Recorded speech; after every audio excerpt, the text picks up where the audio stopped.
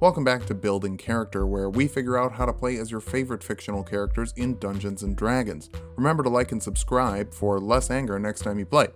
Maybe. This is going to be the first of our daily videos leading up to Endgame. Today we're taking a look at the strongest there is, the Incredible Hulk. Created by Stan Lee and Jack Kirby in 1962, Dr. Bruce Banner has been a long-time staple of the Marvel Universe, fighting both with and against the Avengers on multiple occasions, more often than not holding his own against the whole crew. Not bad for someone who's basically a pissed-off bookworm. In the valley of the jolly green giant. Let's kick things off by figuring out our goals for this build. The first thing we need is the ability to get our power from our anger, and if you've played D&D and all, that probably tips off what class we're going to be taking. Next, we'll make sure that we can hit hard with our fists or literally anything we can pick up. Finally, we need to make sure that Dr. Banner is as smart as the Hulk is strong, or at least close to it. For stats, it's the standard point array from the player's handbook. Roll if you want, you know the drill by now. Strength is number 1 because, duh, it's the Hulk. Next up, intelligence. You only became a monster because you were smart enough to make one.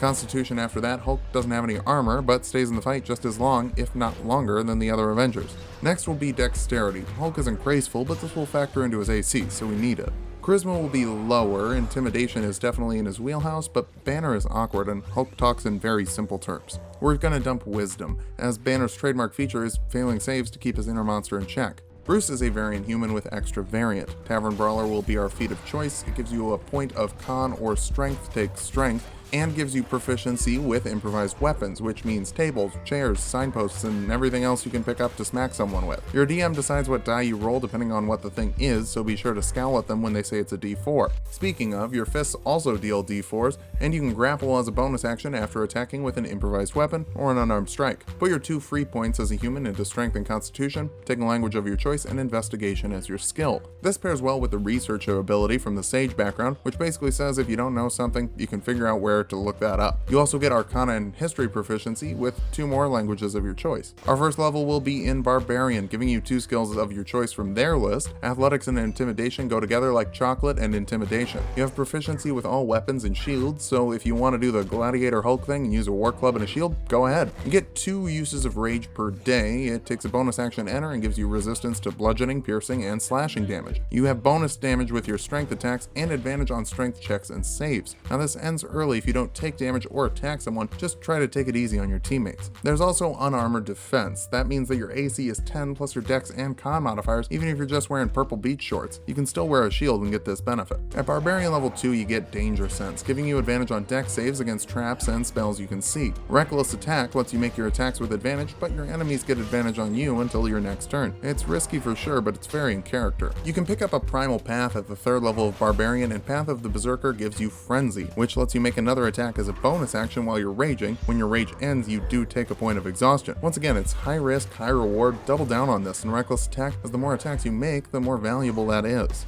4th level is an ability score improvement, but we're going to take the tough feat. Between this and heavy investment in Constitution, and the Barbarian's ridiculous D12 hit die, Hulk will be a very formidable tank. 5th level Barbarians get an extra attack, which applies to your attack action, not the Frenzy bonus action. So this is a total of 3 attacks you can make per round while you're raging. You also get fast movement, giving you an extra 10 feet of movement when you're not wearing armor. At 6th level, Berserkers get Mindless Rage, which means you can't be charmed or frightened while raging, and you can enter a rage to nullify those effects until the rage ends. So ironically, becoming a giant green monster might actually help you calm down. 7th level Barbarians get Feral Instinct, which gives you advantage on initiative rolls, and if you're caught by a surprise round, you can act normally on that turn, as long as you enter your rage as soon as possible. Probably a good call anyway.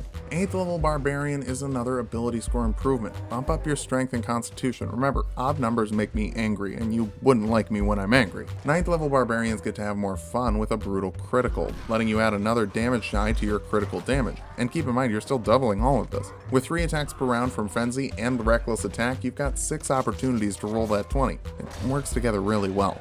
10th level Berserkers get Intimidating Presence, which lets you use your action to frighten a creature. They make a Wisdom save against 8 plus your proficiency and your Charisma modifier. You can repeat this on subsequent turns, but it ends if they can't see you, or if you're 60 feet away, and you can't use this on a creature more than once per 24 hours. Honestly, it's not the best use of your action, but it can be fun for flavor. At the 11th level of Barbarian, you get Relentless Rage, meaning that if you hit 0 HP while raging, you can roll a DC 10 con save to stay up at 1 HP. That DC increases increases by 5 each time you use this per long rest. Keep in mind you're proficient with con saves, so you get a +6 to those saves at this level. You can increase that at the 12th level with an ability score improvement or get more strength. Remember, these are capped at 20 for now. The 13th level of Barbarian lets you add another die to your critical damage, so now you're rolling 3 die and doubling them, then add your strength modifier and probably your Barbarian rage bonus, and you're doing some huge damage. 14th level is our last Berserker ability. Retaliation lets you use your reaction to attack anyone foolish enough to attack you in melee range. Why would you hit the Hulk? Just run away.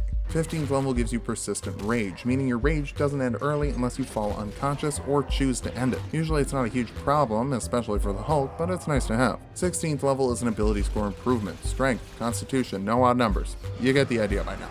17th level adds another brutal critical, so 4 damage die times 2 plus the strength modifier plus the barbarian thing. If you crit something, it's gonna die, just hit it real hard. At the 18th level, barbarians get Indomitable Might, meaning that the lowest your rolls in a strength check can be is now your strength score, meaning a minimum of 20 if you've capped your strength. At the 19th level of Barbarian, you get another ability score improvement, so if the strength isn't capped, get it there. If the constitution's not capped, get that there. If both of those are at 20, go for intelligence. They can't get any higher than that. Until you hit level 20 of Barbarian, Primal Champion bumps your con and strength scores by 4 each, and your cap for those stats is now 24. With the point array from the player's handbook, one of those is probably only a 23, but that's still insanely high. Oh, and you have unlimited rage, so you're always angry. Now that we've hit level 20, let's figure out how good of a build this is. Starting off, your HP is probably somewhere in the 300 range, depending on how well you rolled your hit die. Your melee damage is also pretty great, and your modifier while raging is plus 11 damage per attack, so a minimum of 36 damage per round if all of them hit, and you have the potential to do insane damage with a brutal critical. Finally, there's almost no physical obstacles that can overcome a 24 strength check, which can be even higher if you roll well. As far as negatives go, we lose some AC and constitution potential because of our 14 intelligence at the beginning of the build. Barbarians kinda demand 3 physical stats be higher than all the others for an optimal build, leaving the soft stats to suffer. Secondly, Hulk doesn't generally use any formal weaponry, so you're at the mercy of your DM to determine how good your improvised weapons are, and all of your damage is physical and non-magical, which is resisted by a large amount of the monster manual late game. Lastly, your other soft stats are just begging to be exploited by high-level magic, and your rage doesn't defend you against anything other than physical damage. But puny mages are no match for the might of the Hulk. The rest of the party can handle the softer things. You just jump in there, smash. Just keep a handle on that rage. Nobody wants to fight the Hulk, especially not your own party. Thanks for watching. Like I said, we're going to be doing another video every day until Endgame drops on the 26th. So come back tomorrow, and then come back the next day, and then come back the next day, and so on. It's going to be a lot of fun.